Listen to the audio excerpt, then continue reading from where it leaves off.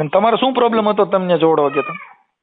એટલે ઈ તો વયસમાં બહુ ઉપડી ગયું છું ને, ઈ તો હા.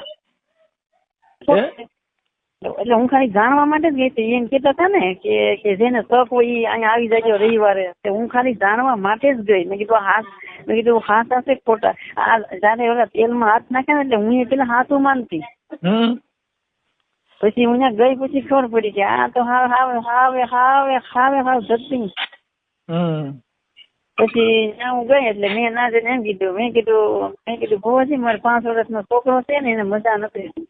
એ મને એમ કીધું કે જાઓ એને 15 દિવસમાં સારું થઈ જાય. હું કઈ બોલી નહીં.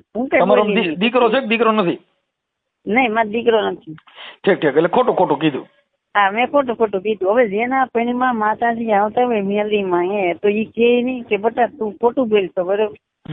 તારા પૈણીમાં છે ને હકીકત કે તું ખોટું બોલશો કે છે ને તારે દીકરી છે, તારે દીકરો નથી, તો આ તું બોલ્યો કે મેલડીમાં બોલ્યો પણ ઈ ખબર નથી પડતી.